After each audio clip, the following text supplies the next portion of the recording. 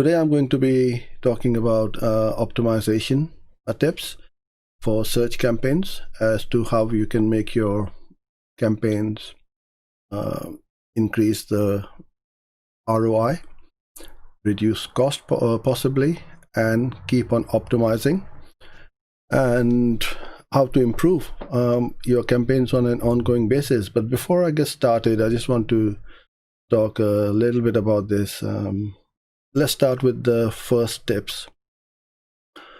What you want to do is to test the branded and the competitors' keywords. I won't say we are testing the branded keywords, because I would always recommend that you do run with branded terms. But what you're doing is stopping your competitors hogging up the top spot of Google. And this is another, you can say, argument, discussion, or a debate with the clients. Or why should I pay for my branded terms? I already ranked #1 for my company name in Google. Well, if you look at a Google page, the top 4 ads now are quite big. Then you got Google Maps, and then this organic rankings come along at the bottom. Try looking that up on your mobile phone. Your link will not be seen until somebody scrolls down quite a bit. So you've got to invest in protecting your brand. And by what I mean by protecting the brand is you are taking up the top spot, because if your competitors are bidding for you on your brand terms, you are going to lose out, because they will be right at the top. Now, even if you are trademarked and you've got the trademark, you can bid on branded terms, on trademark terms, but you cannot put the name of the trademark in your ads. So that's what you can't do. The competitor keywords, I would also recommend that you test them out, because it will either be good or bad, but until you don't know what's happening, you won't know the results. You might find that you may get calls from people who are looking for your competitors on a support center or technical help or whatever. In those cases, then you need to start putting in those search terms as negative keywords, technical support, or login help and online access and things like that. But just the brand term, you ought to definitely test them, and you will find that you are starting to get conversions, and technically we are stealing your competitors' traffic ethically or legally, and the competitors will be doing the same to you. So if you go to Google now and search for your brand term, and if somebody else's ads are popping up, that means they are bidding on your brand. So you need to absolutely return the favor. Okay. So that was the same one. I've given you the pro tip is to bid on your competitors' keywords, even if trademarked. Can't use them in the ads. So the next step is reviewing your campaign and ad group structure. So the first thing is your budgets. You don't want to be limited by budget if your campaign is performing and is profitable. Because why would you limit? Because you're hitting your CPA targets and you are being limited by budget. That means you are losing out on traffic and possibly and potentially more conversions. So whenever you start a campaign or run a campaign, you've got clients, you ask them, look, the name of the game is to grow their business. The more they spend, the more they are going to grow, full stop. It's the same thing, like the more tax you pay, the more profit you're going to be making. If you're not paying taxes, that means you're not making any profit, or if you're taking little tax, that means you are not making a lot of profit. So it's exactly the same thing. And this is something which a lot of business owners don't understand. Oh, why should I spend so much money? Well, you are losing out. you're keeping cash on the table for your competitors to take right under your nose. When you know that at such a target CPA, you are profitable, and you also know that you are now limited by budget. Unless you do not have capacity, or you can't handle more inquiries or leads, that's a different matter.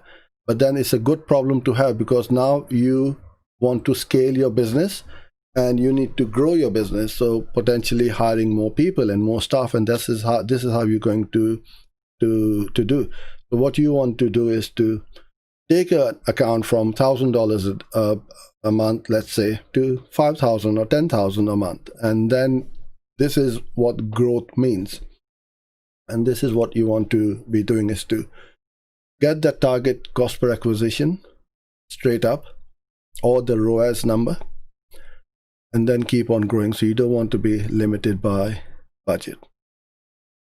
Then when it comes to sorting out your campaign names and structure, what you want to do is, this is what I do from pretty much all of our accounts and all our clients. We have 3 types of campaigns. They may not run all at the same time, but this is how we structure them. So we call the main campaign as the main campaign with all the services in there. So I'm talking about lead generation. I'm not talking about e-commerce. So each service will have its own ad group or multiple ad groups. So let's say, for instance, for our business, we have Google Ads or pay-per-click service, web design, photography, video, what else? SEO, and so on, right? So we will never have all these keywords in the same ad groups. We have a specific keyword group of ad groups for Google Ads, but then a separate ad group for pay-per-click, because they are 2 different search terms. And the same thing with websites and photography and so on. Even in photography, we'll have different ad groups with different keywords for headshots, business headshots, or product pack shots. Completely 2 different products or service, but it is at the end of the day photography.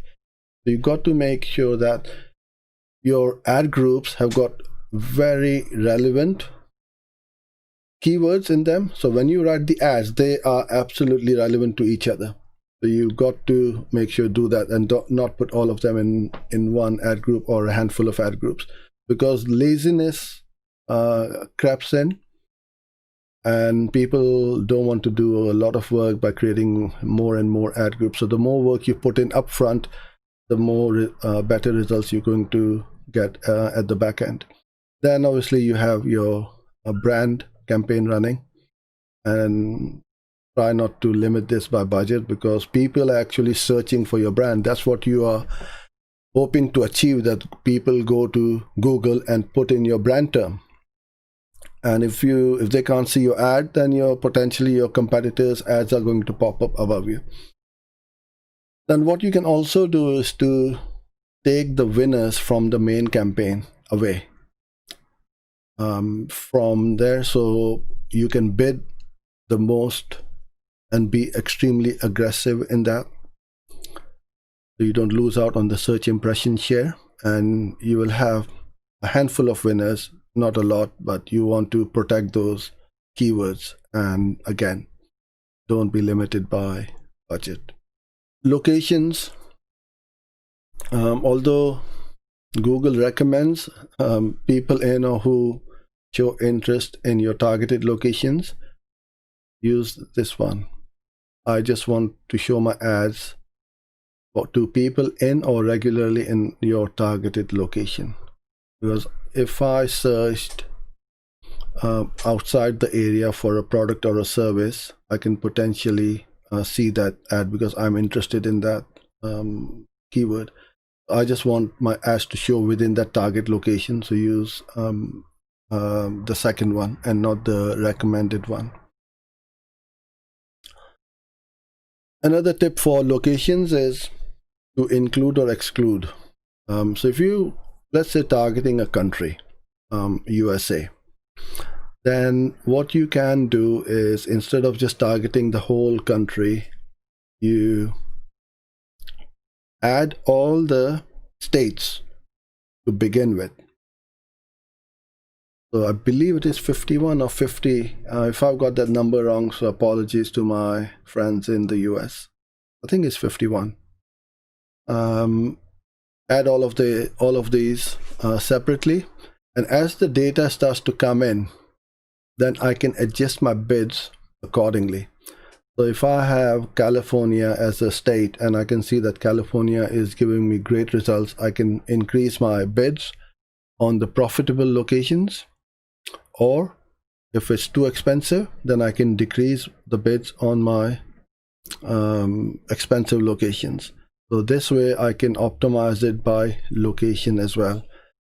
Instead of just putting in the whole country, try to segment it out. Or in the UK, you can have all the different counties, and as you start to go more granular, you find that, okay, New York is good, San Diego is really good, Chicago is working really well, but New Orleans is not working. So then you can adjust your bids accordingly to optimize your campaigns. So these were the few tips for today to keep you guys and girls going. I'm gonna look at the comment box now and see if you've got any questions. So now is your chance to ask me any questions, or if you are watching this as a recording, then put them in the comment box underneath the video, and I regularly check them and reply to each and every one of them. Okay, hello Mike. Hi back. Mike, if you don't have access to Google Analytics for a website, can you still get good results with ad campaigns targeting a page from that website? Well, you're trying to fight a war or a battle with one hand behind your back. Analytics and Google Ads work hand in hand, and I would highly recommend that you